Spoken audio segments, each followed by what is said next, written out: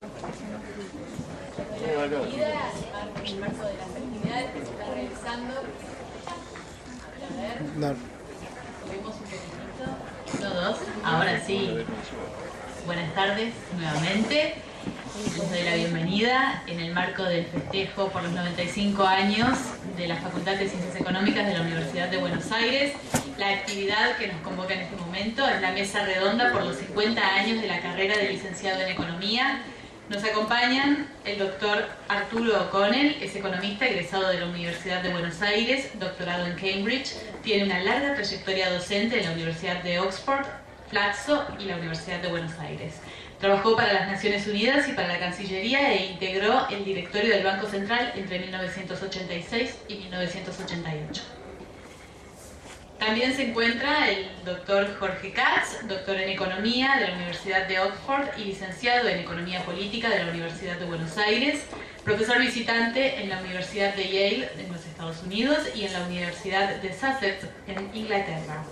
Fue director de la División de Desarrollo Productivo de CEPAL, actualmente es profesor de Desarrollo Económico en la Universidad de Chile y en la Universidad de Buenos Aires. En 1996 recibió el CONEX de Platino en la disciplina de Desarrollo Económico. También se encuentra el doctor Norberto González, contador público nacional, recibido con diploma de honor en la Facultad de Ciencias Económicas de la Universidad de Buenos Aires, obtuvo el título de Master of Science de la Universidad de Londres, la Facultad de Ciencias Económicas de la Universidad de Buenos Aires le otorgó el título de doctor en Ciencias Económicas. El coordinador de esta mesa es el licenciado Bernardo Kosakov.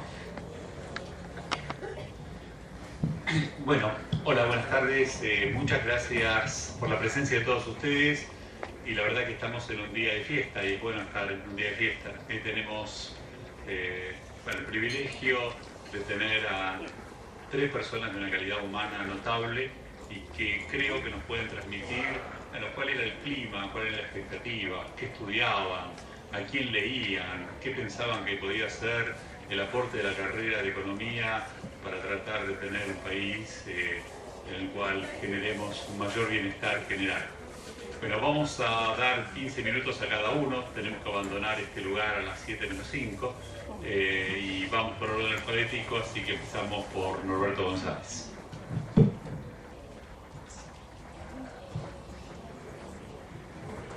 Muchas gracias. Yo, siguiendo una vieja costumbre, escribí unas páginas y por lo tanto voy a semi-leer o semi-hablar. Espero que ustedes se encuentren apropiados para la reunión lo que yo preparé.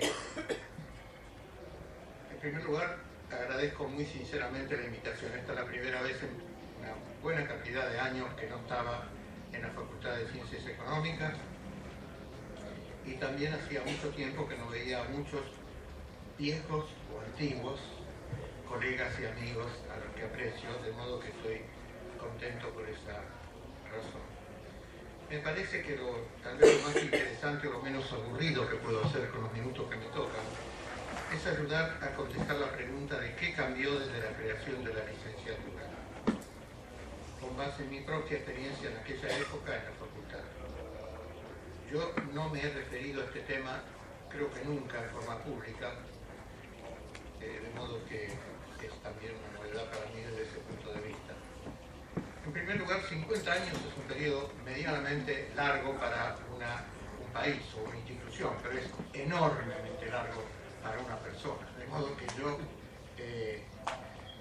he hecho lo mejor que he podido en términos de recordar algunas cosas que podía mencionar esta tarde, pero pido disculpas si acaso alguna cosa no es exactamente, no es totalmente exacta, aunque haré todo el esfuerzo que pueda para que sí sea. Desde luego hay cosas que dejan a la memoria una huella más profunda y otras que no. Yo no estuve presente en el proceso de creación de la licenciatura, para empezar. Cuando nosotros fuimos nombrados profesores regulares, el diseño de la carrera ya estaba aprobado. En cambio, sí participé en la implementación de esa carrera en la primera época, digamos así.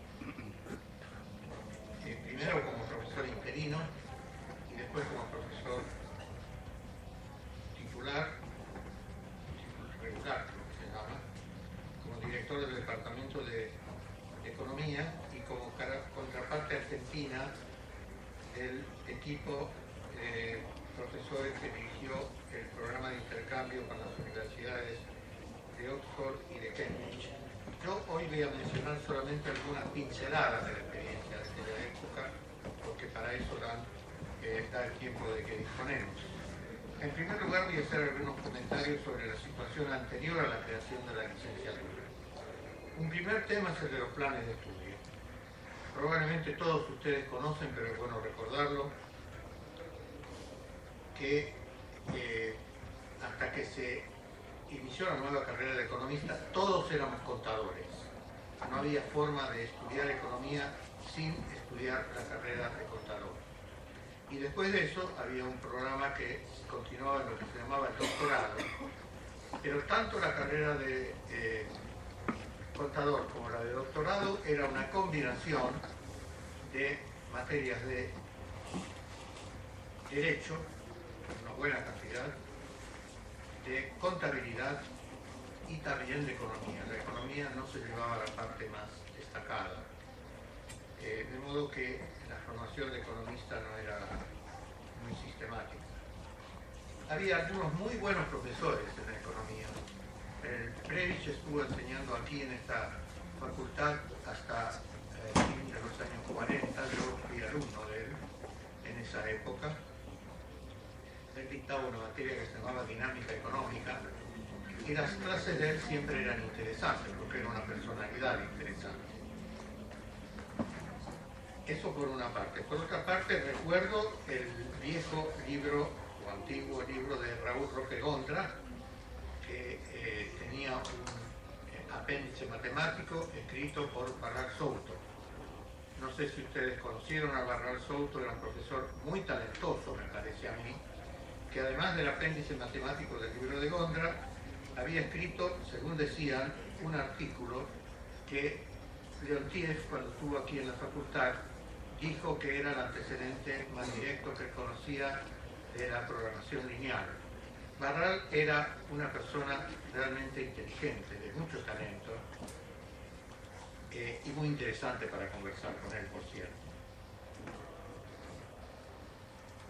En cuanto a material de estudio, bueno, teníamos el libro de Gondra y en el resto teníamos algunos libros que no tenían muy alto nivel académico y teníamos apuntes de clase. De modo que cuando con dos amigos, Federico Julio Herschel, fallecido lamentablemente, y Samuel Iskovich, decidimos ir a estudiar al London School of Economics de la Universidad de Londres, nos pusimos a estudiar durante un año o un poco más los principios de economía de Marshall y la teoría general de Keynes y algunas otras cosas, pero eso fue los dos libros en los que centramos la atención. No digo que los entendimos del todo en aquella época, porque no tuvimos ningún apoyo, los leíamos por nuestra cuenta. Yo no estoy seguro de que en aquella época entendí del todo de qué se trataba lo de las economías y las economías externas, pero lógicamente en Londres sí terminamos de entenderlo. Para solucionar, no se estudiaba, no se leían artículos en general, no había artículos, y por lo tanto uno leía la economía congelada en un periodo anterior que podía ser de 10 años, de 30 años o de 50 años.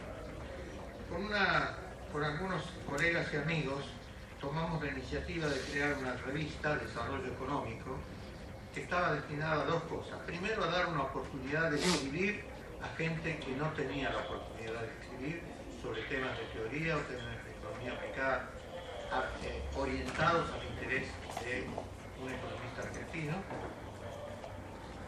Y en segundo lugar, a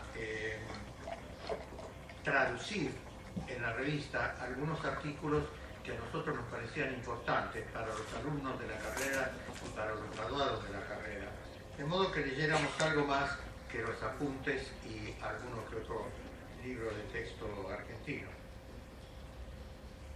En cuanto al conocimiento de idiomas, era, yo diría, bastante pobre. Como ustedes recuerdan, el conocimiento de idiomas se adquiría en la escuela secundaria. En el comercial, que se llamaba, había la mitad de divisiones de inglés y la mitad de divisiones de francés. A mí me tocó francés. De modo que cuando yo me dispuse a ir a estudiar a Londres no sabía ni decir good morning, nada, sí. Y por lo tanto me tuve que poner a estudiar lo mejor que pude en el Instituto Cultural Argentino Norteamericano, un poco más de un año, 1 hora y media por día de clase. Aprendí inglés, pero avancé bastante, pero no sabía inglés cuando llegué a Londres. Es decir, entendía más o menos las clases magistrales, los lectures que se dicen, sí las entendía porque eran de buen inglés y bien pronunciadas. Los seminarios los entendía por la mitad, o tal vez un poco menos. Y fue solamente hacia el final del primer año de estadía ya que yo terminé de aprender inglés para manejarme con soltura. El otro tema era el de la vinculación académica con el exterior. Cuando nosotros quisimos ir a estudiar afuera, averiguamos qué becas había disponibles. Fuimos a una dependencia del gobierno, que no sé si era del Ministerio de Relaciones Exteriores o de Economía, que quedaba en la calle Austria, que era la encargada de canalizar las becas del exterior. Y preguntamos qué becas nos podían aconsejar. Nos dijeron que no podían aconsejarnos ninguna porque no había, o por lo menos ellos no las conocían. Y las becas del British Council eran para médicos, físicos, químicos o personas que estudiaban ciencias duras, no para economistas. Por lo tanto, tuvimos que ir con nuestros propios ahorros. Yo viví con 80 libras por mes en Londres, todo incluido, incluyendo la matrícula de la universidad, la ropa, me compré una camisa y la usé todo el tiempo que estuve allá, y así por el estilo. De modo que no había apoyo para estudiar en el exterior. En segundo lugar, quiero hacer algunos breves comentarios sobre la creación de la licenciatura y del programa de intercambio. En primer lugar, tengo que decir que la creación no fue brusca, es decir, no se creó en un solo día o en un solo mes. Por lo menos esa es la recolección de ideas, el recuerdo que yo tengo. Yo no participé en la creación y por lo tanto puede que mi conocimiento sea equivocado.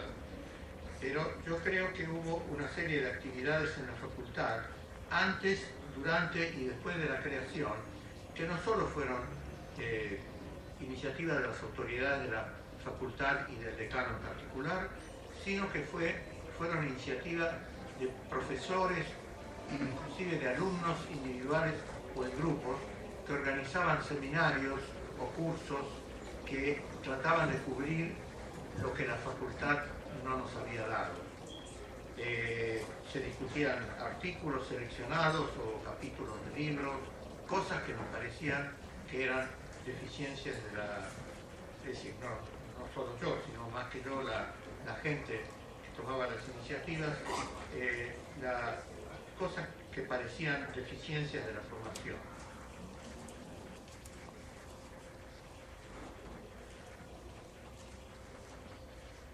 De modo que a principios de los años 60 se diseñó el nuevo plan y al mismo tiempo con el empuje positivo del Chapman, del decano, que era un muy buen decano a mi juicio, un contador muy inteligente, se puso en marcha el programa de intercambio con dos universidades del exterior, las universidades de Oxford y Cambridge. Oxford estaba como miembro del grupo de conducción de estos cursos un economista muy bueno que se llamaba David Wersick, que más tarde presidió la Asociación de Economistas Británicos, y por Oxford, dije, ¿no? Y por Cambridge, la economista Phyllis Lynn, que había trabajado con Richard Stone, el que llaman el creador de las cuentas nacionales. Y estaba también yo como director del Departamento de Economía. La elección de estos profesores externos no fue casual, me parece a mí por lo menos. Había gente que compartía la idea, yo era uno de ellos, que compartíamos la idea de que había que evitar que los alumnos fueran formados en una sola escuela de pensamiento, escuchando una sola campana. Y en particular, algunos de nosotros le disparábamos a la campana de Chicago, que ya en aquella época era muy popular, y que sin perjuicio del respeto intelectual que uno le tiene que tener, nos parecía que tenía un enfoque demasiado unilateral y por momentos hasta un poco rígido. No nos parecía entonces apropiado que los alumnos se formaran en esa escuela, en esa o en cualquier otra, muy unilateral, y por lo tanto estos profesores trajeron la idea de, que era por supuesto que nosotros compartíamos, de tratar de buscar un equipo de profesores que fuera bastante amplio en sus enfoques y en sus ideas. Los cursos duraban 3 meses y además del curso en sí, los alumnos eran evaluados para que algunos de ellos pudieran seguir posgrados en el exterior, cosa que un número de ellos hizo, a mí me parece que con bastante provecho.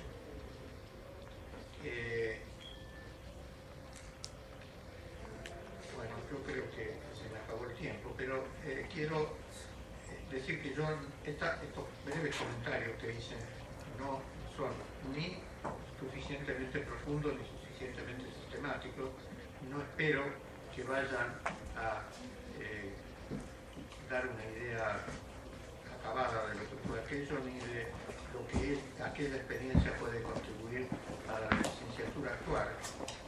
Pero sí espero eventualmente provocar algún recuerdo de alguna otra persona sobre la legitimidad. Muchas gracias.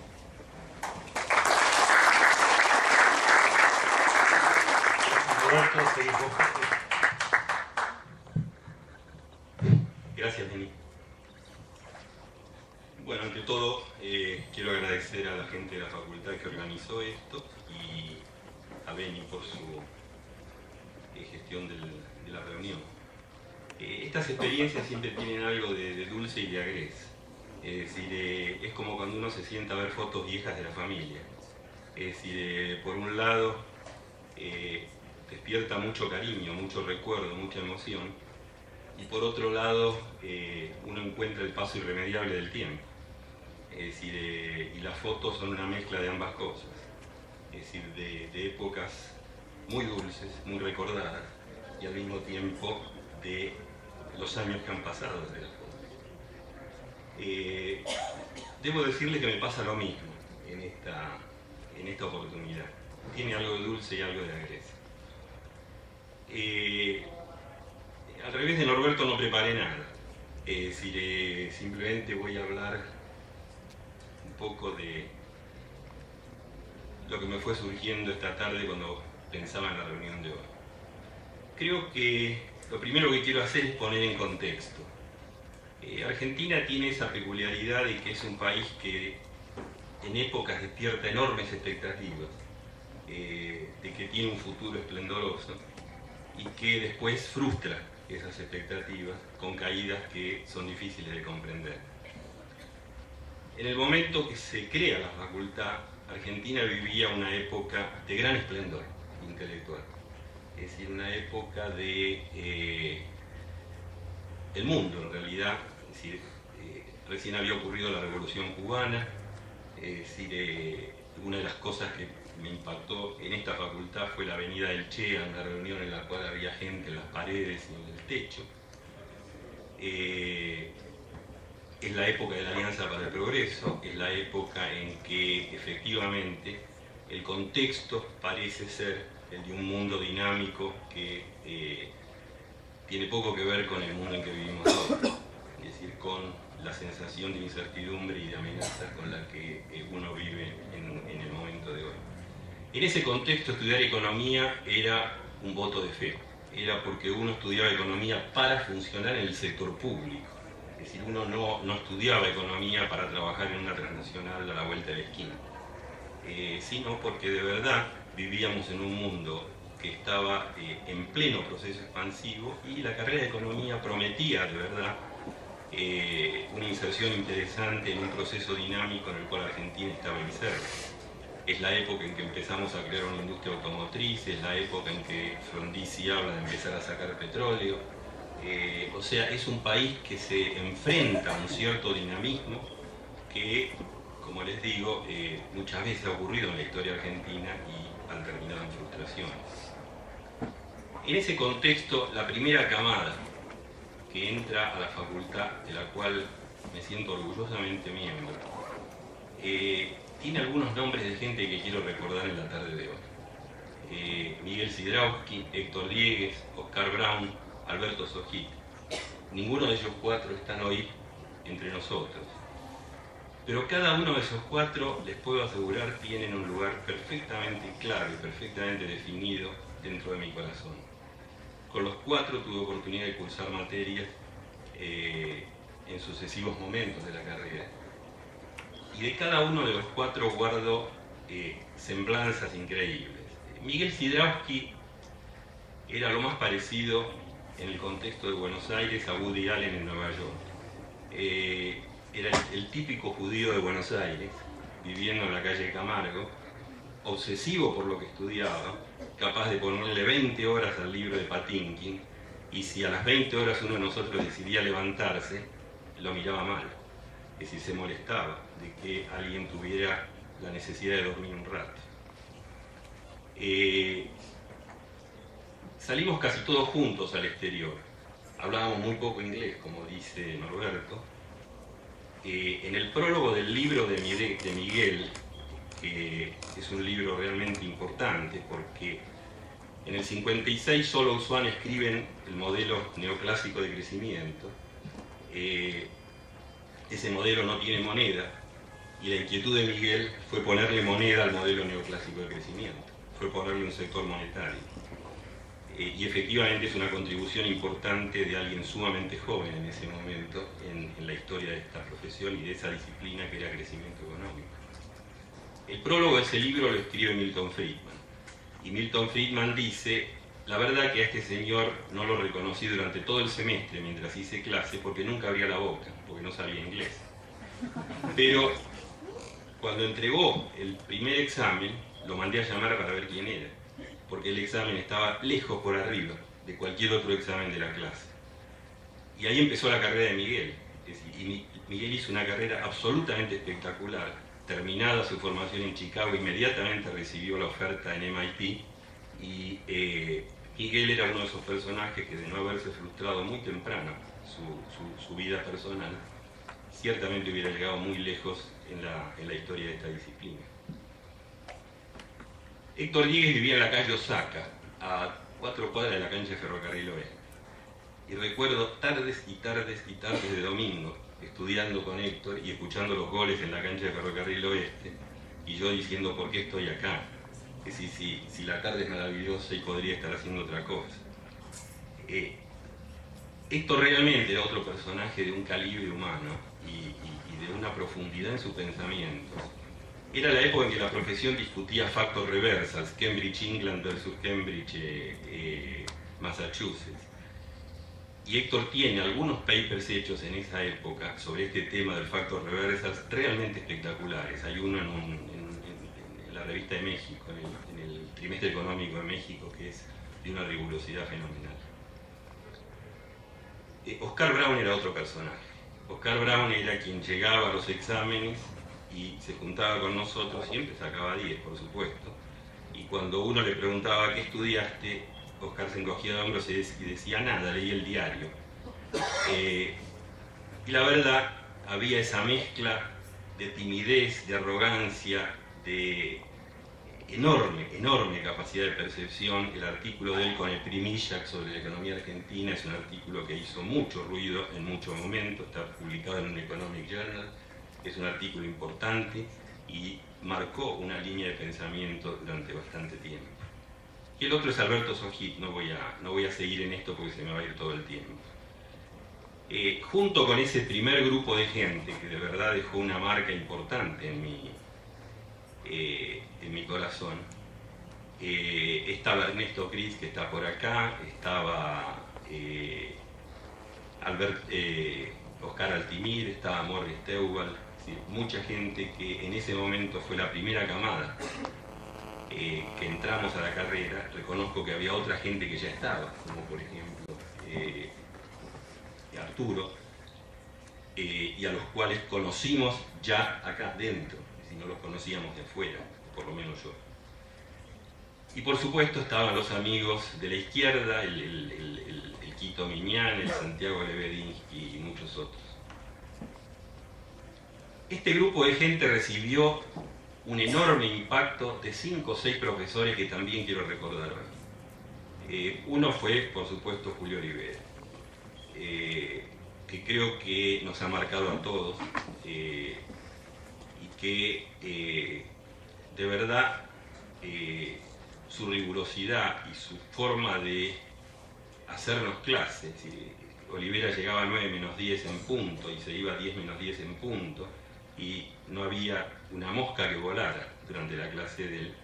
Y en la clase éramos 2 alumnos, era Morris Tehuel y yo, los que cursamos esa materia. Y nos dio Patinkin ida y vuelta en todo lo que a ustedes se les pueda ocurrir a 2 alumnos en clase, con una dedicación y con una meticulosidad absolutamente impagable. Rosa Kuzminski estaba en esa época, haciendo los micros. Por supuesto estaba el infalible Guido Di Tella. El Guido de su primera reencarnación, la verdad que el Guido de su segunda reencarnación en torno a Menem no lo conozco. Y cada vez que trato de poner su nombre en mi disco duro, salta y mi disco duro no lo lee, si no lo percibe. El Guido de aquella época era un personaje increíble. Es decir, hacíamos el curso de desarrollo con él, decidimos estudiar John Robinson todos juntos, la acumulación de capital, cada uno tenía que preparar un capítulo y venían las discusiones, y de verdad el cariño y la dedicación de Guido en esas reuniones era absolutamente espectacular. El otro era Alberto Fracchia. Yo nunca conocí un profesor que me citara el domingo a la mañana en su oficina para hacer clase, y no lo volví a conocer salvo Alberto Fracchia. Fracchia estaba en el CONADE, y si uno no iba el domingo a la mañana a clase, era reprimido. Y de verdad era reprimido, es decir, la posibilidad era perder el curso si uno no estaba el domingo a la mañana en su oficina en el CONADE para hacer clases sobre cuentas nacionales. En fin, estos son los recuerdos que tengo de esa época. Un elenco de alumnos, compañeros míos, de los cuales guardo un enorme afecto, un grupo de profesores que se prestó a llevarnos de la mano hasta que cada uno de nosotros, al revés de lo que cuenta Norberto, cuando terminamos había becas para todos, y en el momento, porque llegó la Fundación Ford, éramos 10, y yo recuerdo una conversación con Guido donde me dijo: Jorge, si te vas por 1 año no te firmo la beca, si te vas por 3 te la firmo.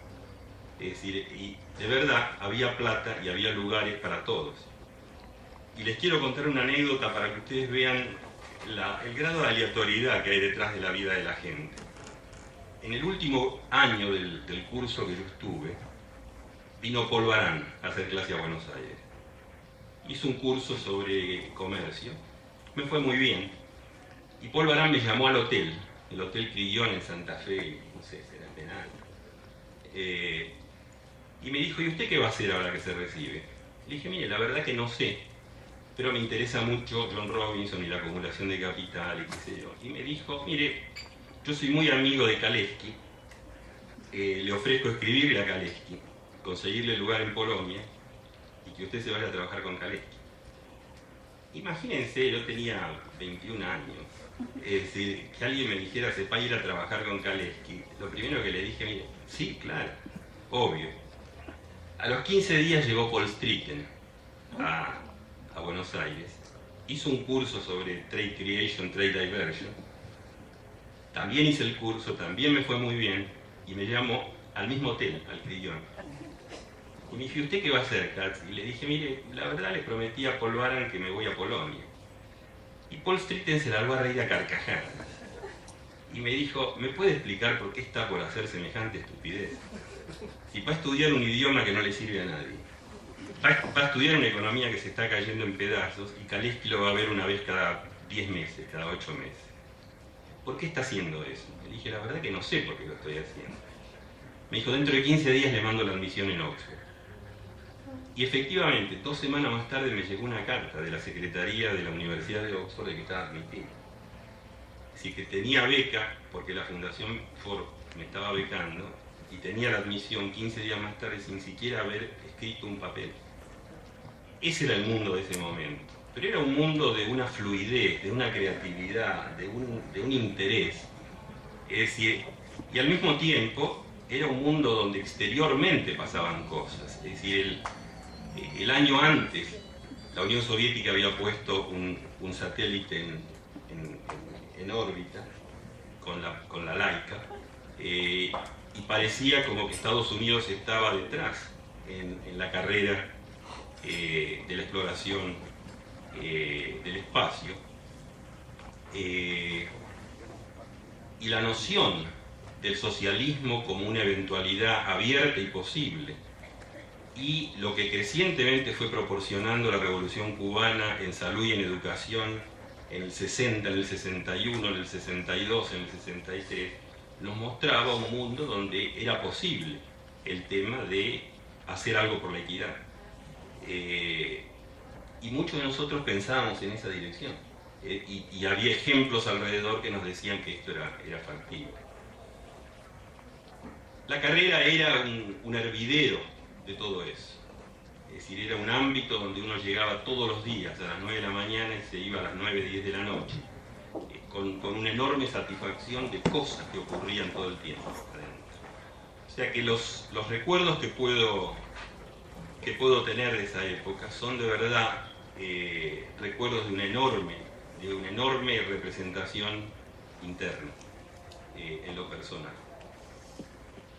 A los profesores estos que mencioné les agradezco enormemente habernos llevado de la mano en lo que para ellos era nuevo, totalmente, pues ninguno tenía gran experiencia en algo como esto. Y a los compañeros que mencioné, a los que están, suerte que estamos, y a los que no están, de verdad creo que eran seres humanos de una envergadura increíble. Gracias.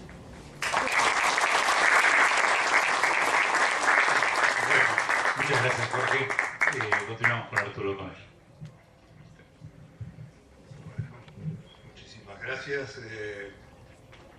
Me encanta la idea de que la facultad haya tenido esta iniciativa de conmemorar los 50 años de la licenciatura que se llamaba Licenciatura en Economía Política. Después se cambió el nombre. Y por cierto formó parte de un plan de estudios en el cual también estaba la nueva licenciatura en Administración, que ayer, entiendo, se ha celebrado también sus 50 años. Fue un plan de estudios integral. Con la licenciatura en Administración se quería superar, profundizar lo que antes se enseñaba como solamente contabilidad. Pero volvamos a la economía. En realidad, teniendo en cuenta lo que está pasando en estos días en algunas otras latitudes, me hace acordar que siempre yo, que fui miembro de la Comisión de Plan de Estudios y creo que puedo decir pretenciosamente el promotor de que se creara la Comisión de Plan de Estudios y que se creara la carrera de Economía, siento a veces que este es una especie de pecado original. Cuando veo que al revés, que lo que estaba justamente comentando Jorge, en vez de dedicarnos a el bien de la patria, parece que muchos nos hemos equivocado y estamos generando la ruina de nuestra patria y de muchas otras patrias en el mundo. Por eso yo siento también una sensación muy contradictoria. Fue una buena idea la creación de la carrera de Economía. A veces me quedan enormes dudas. Como miembro de la comisión no tengo más remedio que hacer algunos recuerdos. Creo que queda como persona viva de los miembros de la Comisión de Plan de Estudios, que ahora lo voy a relatar enseguida. Empezamos a trabajar a fines del 55, principios del 56, queda Oscar Altimir, que está en Santiago de Chile, ha trabajado años en CEPAL. En la comisión estaba Carlos García Tudero, que desgraciadamente ha muerto hace poco tiempo, estaba Rosa Kuzminski, que la mencionó Jorge, que no sé si está viva, se fue hace muchos años a vivir a México. Estaba el doctor Florentino Sanguinetti, un abogado, profesor de literatura en un colegio secundario, hombre extraordinario. Y estaba Enrique García Vázquez, que fue en algún momento presidente del Banco Central, en el cual no solo trabajé del 86 al 88, como dijeron en mi presentación, sino que estoy trabajando ahora en el directorio desde el 2003 hasta el momento. Puedo olvidarme de alguno, pero estos fueron los miembros más activos de la comisión. Comisión que además empezó a funcionar por una iniciativa muy feliz del decano interventor de fines del 55, Isidoro Martínez, que era el padre de uno de los dirigentes del Centro de Estudiantes. Y el decano interventor Isidoro Martínez, que tenía firmes convicciones de la reforma universitaria y del gobierno tripartito y la participación de los estudiantes en el gobierno de la facultad, quiso casi inmediatamente organizar una que se llamó, por imitación de lo que había hecho el gobierno militar de esa época, una junta consultiva de representantes de distintos partidos políticos. Se hizo en esta facultad una junta consultiva, se le pidió al Centro de Estudiantes, le pidió el decano Martínez que nombrara a 4 estudiantes para participar de esta junta consultiva, y yo fui uno de ellos con la tarea específica encargada por los compañeros del Centro de Estudiantes de empezar a promover la creación de la carrera de Economía, una reforma integral del plan de estudios de la facultad y la creación de la carrera de Economía. Algunas de las cosas que ha dicho Norberto y parte de las que dijo Jorge, en realidad, se refieren a este hueco que se había producido. El alejamiento de Prebisch, que Norberto tuvo la suerte de llegar a conocer como profesor, el alejamiento de toda una generación dejó un grave hueco en la facultad, en esa facultad de principios de los años 50, donde solamente uno puede rescatar la figura de 2 o 3 profesores, y no quiero ser totalmente injusto, pero recuerdo particularmente al doctor Francisco Balsecchi, que después fue decano, una vez creada la Universidad Católica Argentina, fue decano de la Universidad Católica. Yo, por supuesto, participé arduamente y fuertemente en la militancia contra la creación de universidades privadas, en aquella famosa discusión de laica versus libre, pero de cualquier manera el doctor Balsecchi fue un gran profesor. Fue en aquella facultad que se había abulcado, digamos, en esos años, fue uno de los pocos en los cuales los estudiantes podíamos encontrar un apoyo y una figura que conocía la literatura económica y daba un excelente curso de microeconomía.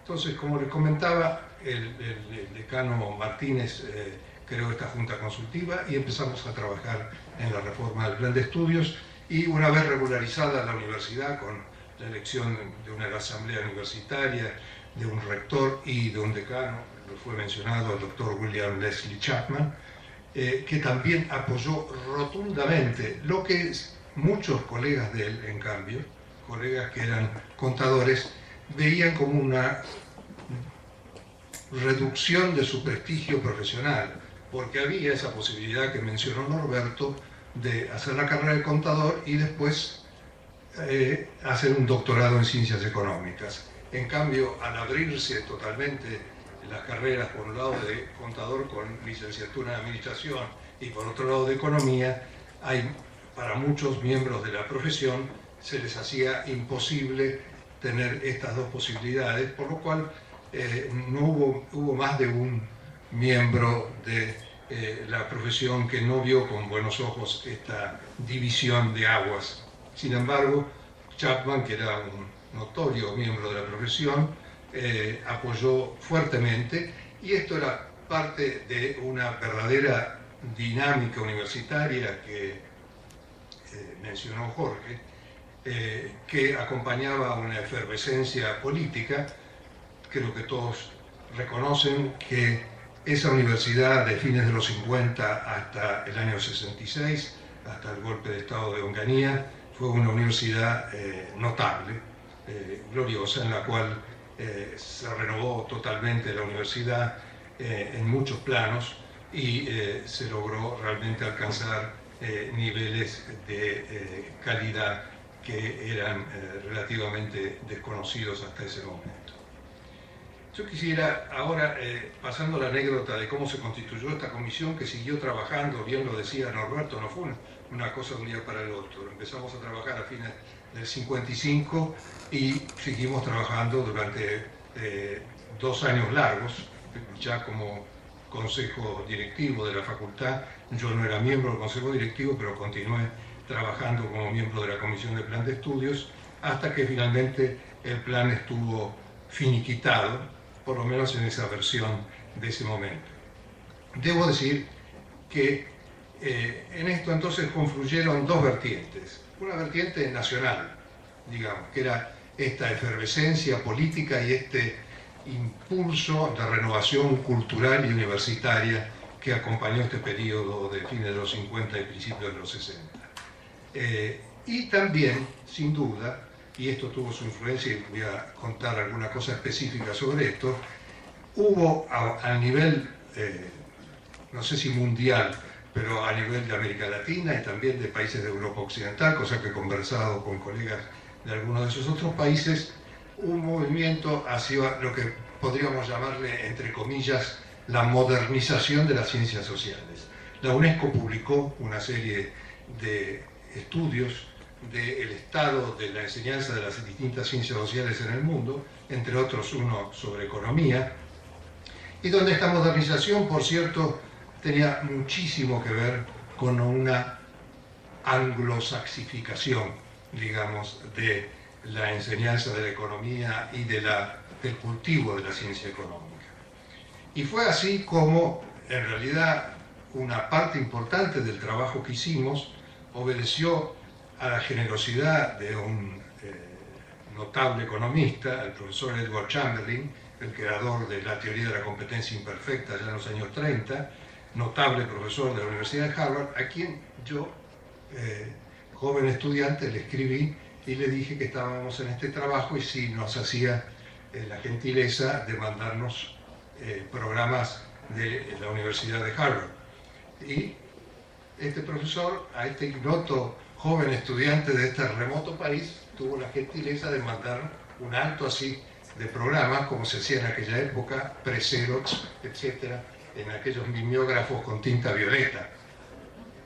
Que por cierto, esos programas en algún momento se los di en préstamo a Mario Broderson, que desgraciadamente no está con nosotros hoy en día, al que se le traspapelaron estos programas y nunca más los vi. Pero bueno, de cualquier manera los usamos fuertemente. Y esta fue una influencia importantísima en la creación del grupo de materias, digamos, y algunos contenidos sintéticos de las materias. ¿Qué pasó después? Bueno, después empiezan influencias y reinterpretaciones, ¿no es cierto?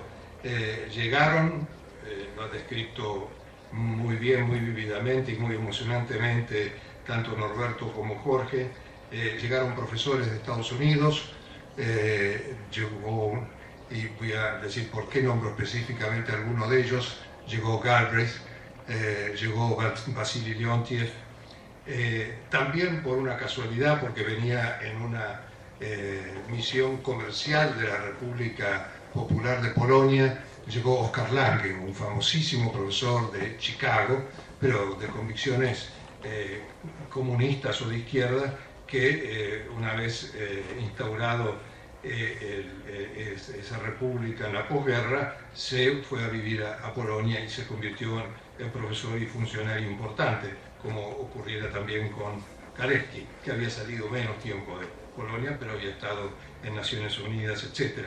Descubrimos en el diario, un compañero de estudios y yo, que Lange estaba entre 4 o 5 miembros de una misión comercial, lo fuimos a ver al Hotel Plaza, otra vez la grandeza de un gran hombre, dijo que cómo no, que venía a dar una charla a la facultad, le hablé a Chapman estuvo de acuerdo, y así tuvimos también a Oscar Lange acá como visitante a título personal. Y después hubo todo este proceso de estos seminarios en los cuales vinieron profesores de Oxford, de Cambridge y algunos otros. Yo quiero recordar que hubo un mini intento de salir de la anglosificación, que fue la llegada del señor Gaëtan Proulx, que era director de una escuela de formación de funcionarios de gran nivel en París, con el cual yo personalmente trabé bastante amistad, y varios conocidos y amigos míos fueron después a estudiar a esta escuela, y yo encontrándolo varios años después en París, estando yo en Inglaterra, en Cambridge, me decía: ¿qué hace usted perdiendo el tiempo ahí en Inglaterra? Acá es donde enseñamos en serio cómo funciona la economía, ¿no? Esas cosas abstractas que le enseñan allá en Inglaterra. Por supuesto que creo que es imprescindible volver a decir lo que fue la influencia de Julio Olivera. Julio, que era abogado, doctor en Derecho, y que había publicado sobre Derecho Penal Económico, sobre ciclos en la economía soviética, se incorporó a la facultad e inmediatamente inició un proceso de unos seminarios en los cuales empezamos a estudiar básicamente cosas de economía matemática con él, un grupo de una primera tanda y después una segunda y una tercera, y esto fue una verdadera bola de nieve de incorporación, entre los cuales estuvo Sidrausky y muchos de ellos, y Julio, que había sido nombrado en el año 59 subgerente general de investigaciones económicas en el Banco Central, con el cual yo tuve el placer y el honor de trabajar cuando vino el golpe militar contra Arturo Frondizi en abril del 62, renunció y vino y se hizo cargo del Instituto de Economía, y donde se hizo todo un proceso de vuelta muy importante de seminarios, etc. Yo creo, y algo ha mencionado Norberto, como él tuvo la suerte todavía de llegar a conocer aquella generación pre-1940, pre-1950, que nosotros desconocíamos totalmente.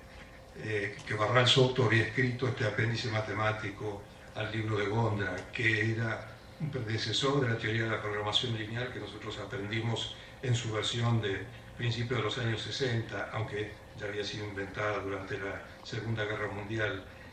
Todo esto era para nosotros de un desconocimiento total. Tuvimos que aprender todo de vuelta. El plan de estudios, como ya se ha dicho, terminó en que una vez aprobado se hicieron concursos. Para inocentes dirigentes estudiantiles o estudiantes de aquella época nos parecía natural lo que ocurrió. Lo que ocurrió es que se trajeron como jurados a Jorge Ahumada de Chile, un notable economista chileno que trabajaba en CEPAL, y a Celso Furtado de Brasil.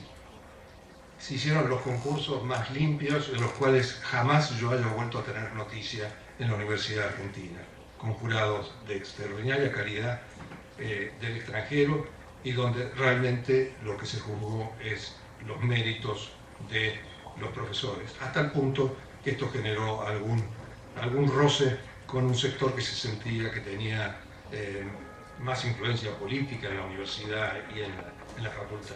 Y así fue que Norberto, Guido Di Tella, varios de los que han sido mencionados acá y muchos otros más ocuparon los lugares, las cátedras decisivas de este nuevo plan de estudios que se había creado e intentado a partir de estos programas mandados por el profesor Chamberlain. Y en ellos estuvo entonces la gracia, el hacer el plan de estudios y copiarlo de algunos programas de Harvard fue la menor mitad del asunto. Como ocurre siempre con estos procesos de cambio, las interpretaciones y reinterpretaciones son muy notables. Por ejemplo, en el año 76, el general Ardel Vilas, comandante en jefe del 5º Cuerpo de Ejército en Bahía Blanca, convocó en agosto del 76 a una reunión, a una conferencia de prensa, y dijo que iba a revelar los resultados de un estudio que había encargado sobre la trayectoria de la subversión en la Universidad Argentina. Y después de algunas palabras introductorias le dio la palabra a un comisario de apellido Allais, a la francesa, como aquel famoso general que siempre estaba por llegar también, y como por cierto un maravilloso y extraordinario economista francés que poco llegamos a conocer, justamente por esta anglosaxificación, digamos, un poco de nuestra formación. El comisario Allais pasó a relatar cuáles eran los resultados de su estudio, y el comienzo de la subversión económica en la subversión en la Universidad Argentina había sido la creación por un grupo de contadores socializantes de la carrera de Economía en la Universidad de Buenos Aires. Esta era el sello inicial, y que ese mismo grupo de contadores socializantes, por eso hice algunos nombres antes, después habían invitado a conocidos subversivos como el profesor Galbraith, por ejemplo, como un profesor ruso, Vasily Leontiev, evidentemente un agente soviético. Por supuesto, como muchos de ustedes sabrán, Vasily Leontiev, que ya había empezado a trabajar en su cosa de insumo producto en la Unión Soviética a fines de los años 20, se emigró hacia Estados Unidos a fines de los años 20 y fue un notable profesor de Harvard y un notable amigo. Una de las maravillas, por ejemplo, de recibir a esta gente, de recibir a Galbraith y a Leontiev, era la facilidad, estas cosas que dice Jorge, de cómo Stritten lo recibía, cómo Baran lo recibía. Con Vasily Leontiev nos fuimos a un bar de Cayol Corrientes, nos quedamos hablando hasta las 3 de la mañana, un grupo de estudiantes, ahí este gran profesor con nosotros. Aprendimos otra relación con esto. Entonces, sobre este avance en la creación de la carrera de Economía hay una versión muy crítica desde un sector. Este fue el comienzo de la subversión en la Universidad Argentina. Están las otras críticas, muchos de los que sobre todo se comprometieron con la visión dependentista, que así como criticaron las teorías desarrollistas de CEPAL, etcétera, y se plegaron más bien a distintas formas de lo que se puede llamar la teoría de dependencia, empezaron a criticar también esta carrera de economía que habíamos creado por ser muy de derecha, ser muy pro Estados Unidos, que el grueso de los estudiantes se habían ido a formar Estados Unidos, aunque algunos acertadamente también a Cambridge Oxford, como yo tuve la suerte de hacerlo, pero vi al Consejo de Investigaciones Científicas y Técnicas de la Argentina, que fue otra creación de este renacer del trabajo universitario en los fines de los años 50. El Consejo de Investigaciones se creó en el año 58 y fue dirigido muchos años por el profesor Usay. Beca a la cual yo renuncié porque el profesor Usay no fue capaz de decir una sola palabra con respecto a la invasión de la universidad durante el golpe de Onganía. Así que tenemos un producto, la carrera de Economía Política, como se llamó, no sé bien porque yo me fui muchos años del país, en qué momento se la pasó a llamar de Economía solo. Tenemos este movimiento modernizador, muy influido quizá por la ciencia económica como se hacía en los países anglosajones, y que, como ustedes ven, fue mirada desde distintos puntos de vista, como desde subversiva hasta el contrario, como producto de un imperialismo cultural.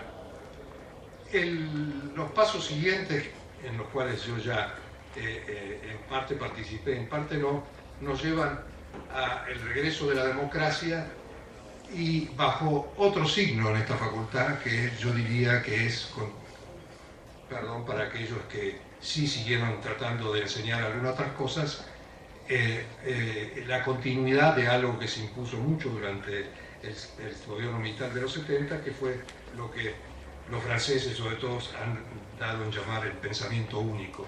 Esta facultad, con algunas gloriosas excepciones, pasó a ser una facultad que promovía una sola manera de ver las cosas, un solo pensamiento, del que finalmente, y por impulso precisamente de Julio Rivera, hacia el año 2000, se produjo un intento de reacción. Ese intento de reacción fue el que el mismo Julio llamó el Plan Fénix, que era responder frente a la realidad económica y a la política económica de los años 90, que estaba justamente marcada por ese pensamiento único, y por una personalidad un poco peculiar que era la del ministro Cavallo, además del pensamiento único, responder a eso desde un punto de vista más amplio.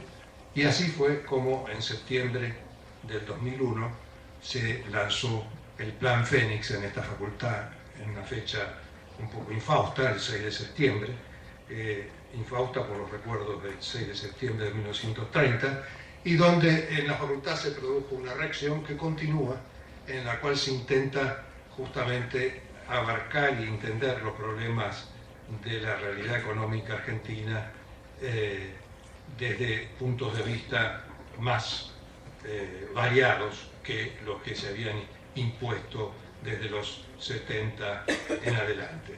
Esta ha sido un poco la trayectoria, esta ha sido un poco la historia concreta de cómo se organizó el nuevo plan de estudios de economía, y esto es el placer mío de estar con ustedes hoy acá y rememorar este trabajo y subrayar que una parte importante de esto fue producto del gobierno tripartito, fue producto de la participación de los estudiantes.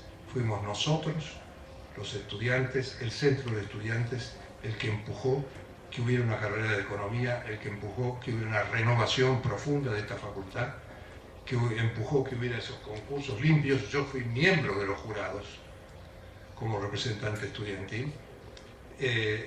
Fue realmente una revolución en la cual, sin embargo, fuimos acompañados por algunas de las personas que fui nombrando, y en particular por estos dos grandes decanos, el decano Martínez y el decano William Leslie Chapman, después muy criticado en los 70, entiendo yo, aunque yo no estaba en el país, por los extremos prodependentistas de los años 70, que lo calificaron de todas las cosas horribles que se puede calificar a una persona.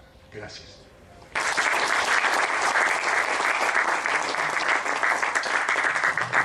Bueno, me parece que hemos hecho un aporte notablemente importante para construir la memoria institucional de nuestra carrera y tratar de ver justamente algunos matices que para la mayor parte de nosotros inclusive son absolutamente desconocidos.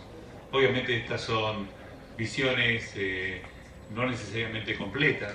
Quizás nos quedan acá unos 10 minutos que podemos estar y tenemos alguna gente que también estuvo en aquel momento, no sé si Ernesto Gritz o vos, Puro, vos Pepe, tienen ganas de hacer algún comentario de lo que vivieron en aquella época. Por ahí también podemos sumarlos con alguna anécdota, con el recuerdo de alguna persona, con alguna vivencia y demás, y si a ustedes les parece, bueno, tienen acá la oportunidad. Bueno, no sé si se escucha. No, venite para acá. Y vénganse los tres para acá arriba y que sea 2 minutos cada uno. Un saludo.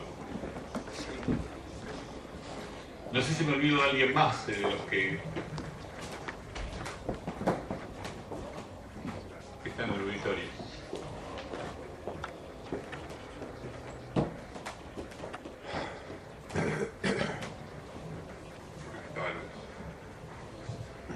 Me conmovió mucho así esto que acabamos de escuchar. Yo ingresé, mi nombre es José Jules, ingresé a la carrera en el año 59, el año en que empezó a dictarse, y tuve la suerte de terminar antes de la Revolución de Onganía. los nombres de Miguel Sideransky que mencionaste, Jorge, realmente con todos ellos me tocó estudiar. Miguel era un personaje muy especial porque de día se dedicaba a enseñar en una escuela judía. Era un maestro. De eso vivía y mantenía a su mamá. Con Oscar Brown cursamos varias materias y efectivamente era el personaje que mencionaste, porque siempre tenía un acceso de originalidad inesperado. Y yo recuerdo que una vez acá en el bar de la facultad, en la esquina de Uriburu y Córdoba, entró a darme cátedra de cómo había que operar con acciones de compañías automotrices que recién se estaban creando. Y me quedé demudado. Con Alberto Sojiti hicimos tantas cosas juntos, entre ellas preparamos la materia juntos con la Rivera. Fue un dolor enorme la pérdida de este muchacho. Y por ahí podría agregar algunos amigos más de la época. Yo recuerdo siempre con una sonrisa al grupo IBM. En ese momento decir IBM era Isla, Barrera y Melchior. Era el apellido de tres compañeros que siempre estaban juntos, un poco más grandes que nosotros. Siempre iban y venían juntos. Y yo también quería adherirme a esa imagen que transmitieron acá quienes supieron exponer tan hermosamente esa época, de que estábamos tocando todos los días el cielo con las manos. Las fantasías con que ingresamos en esta carrera, las ganas de cambiar el mundo, de dar vuelta a todo, es solo comparable, en un sentido opuesto, con el hecho de que docentes ya hacia el año 65 en adelante, en varias facultades en economía, llega el golpe de Onganía y toda esa fantasía, todo ese gran mundo interior, toda esa imaginación, todas esas ganas de producir hechos, se tropezó con una Argentina que también descubría yo, al menos en ese momento, que era una pared contra la cual nos dimos las cabezas y nos dieron con las cabezas y nos tiró, nos dejó, a mí por lo menos groggy durante bastante tiempo. Me llevó años volver a incorporarme a la docencia y después me volteó la otra pared todavía mucho más pesada de otro momento y ya la docencia quedó abandonada para mí. Con una pequeña gratificación, hace 2 años creo, me invitan de la Federación Universitaria a un acto que se celebra y me nombran presidente honorario de la Federación Universitaria. ¿Y por qué? Y porque en economía fueron pocos los que renunciaron en el 66. Y usted ha sido uno de los que renunció. Además estuvimos analizando, yo también estaba dando economía de la vivienda en arquitectura, estaba en introducción a la economía en sociología y renuncié a esos 3 lugares. Entonces, a la vuelta del camino, en ese largo camino, me aparece una situación donde me conmueve gente que no me conoce, gente que nunca antes, pero que se dedicó a explorar, no sé de qué manera, papeles viejos, y apareció, y entonces me indicaron, y ahí me honraron con esto. Y bueno, valió la pena todo esto entonces. Y con esto le dejo espacio a nuestros otros amigos. Gracias, Pepe.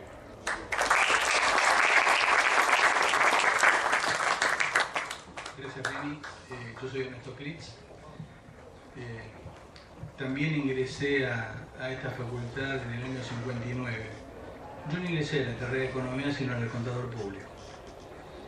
Venía de la escuela comercial y por lo tanto tenía que estudiar la carrera de contador público. Y cuando comencé a cursar las materias, una de las primeras materias que cursé fue Principio de Economía Política 1. Mi profesor era Rosa Pugno.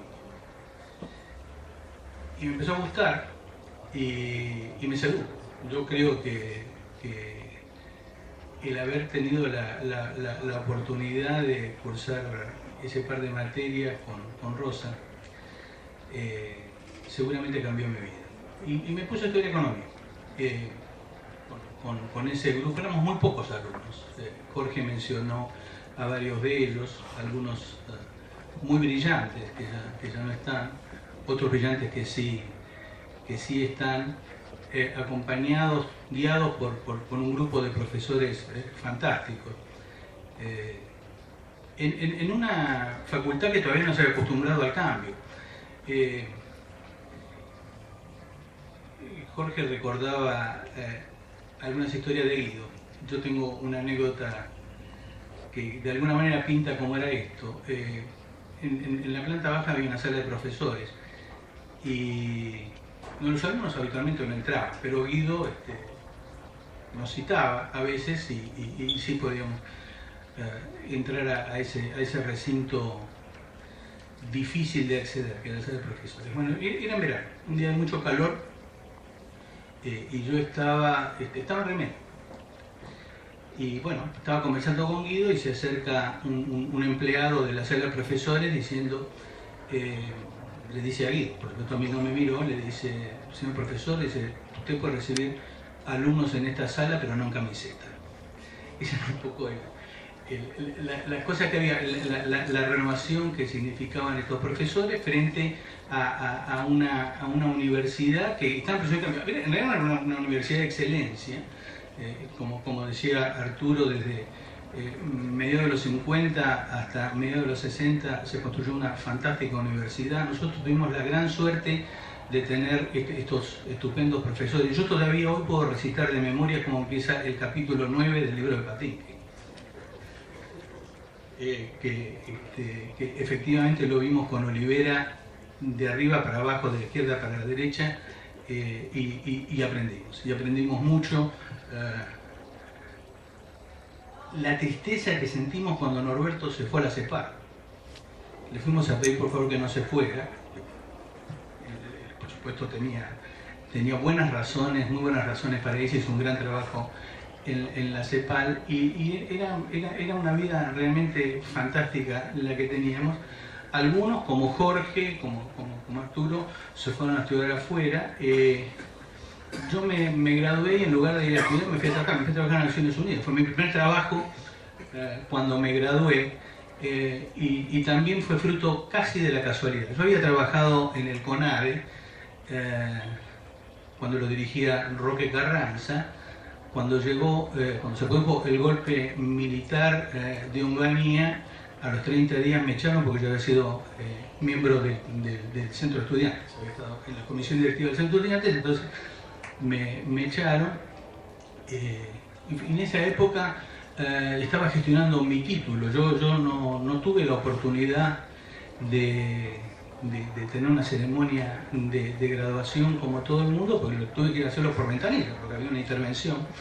Y cuando estaba haciendo este trámite por mi título, en la planta baja, cerca de la rotonda, en una columna había pegado un cartelito donde decía que la Organización Internacional del Trabajo estaba formando un equipo para estudiar problemas de empleo en América Latina y el Caribe. Invitaba a presentar solicitudes al respecto. Tomé nota de eso. Me habían echado del CONADE. Yo había trabajado en CONADE con una misión de la OCDE que dirigía Luis Emery, que era un muy buen experto en recursos humanos. Después fue director del Programa Mundial del Empleo.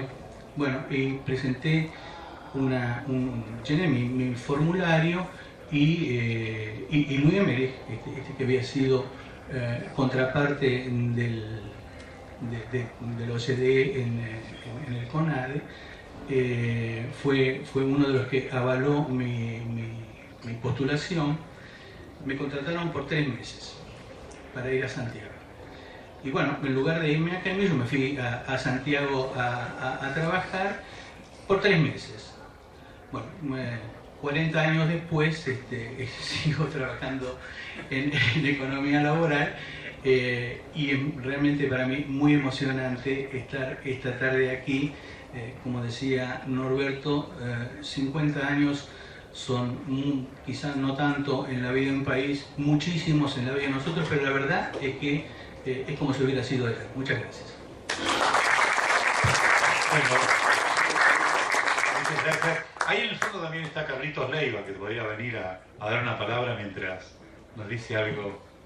No, está Ur también, antes. Y después, Carlitos, si querés acercarte. Penny, te agradezco que me pases el micrófono. Yo no tengo mucho que decir. Creo que nuestra profesión es una profesión joven y estamos tornando la vista hacia atrás 50 años, y yo prefiero ver los próximos 50 años. Yo también recuerdo profesores imborrables, algunos de los cuales están en esta mesa. El caso de Jorge Katz, el caso del doctor Olivera, que yo he tenido, el caso del doctor Toranzo, ya fallecido, pero sería reiterar aspectos que ya se han dicho, y prefiero ceder la palabra a quienes puedan aportar algo más. Bueno, muchas gracias. Dentro de 4 minutos. Creo que quería decir en nombre de los economistas que muchas gracias a todos ustedes que han tenido la energía de juntar memoria y creo plantearle a los jóvenes que hay aquí una historia que en definitiva, a pesar de todos los tumbos, hay otros tiene que haber beneficiado. Yo no, ha habido muchos estudiantes de esta facultad y de otras contagiadas que han producido mucho material. Obviamente la memoria de Miguel Cedrapi a todos nos hace sentir que tenemos allí nuestro alumno, como todos creo que tenemos en Julio Olivera vivo aún nuestro profesor. Todos hemos sido sus alumnos y algunos han tenido como ustedes la suerte de ser compañeros de Miguel, otros hemos sido alumnos de Miguel. Pero de cualquier manera ha sido muy lindo verlos a todos, y aclaro que no digo más porque soy mucho más joven que ustedes.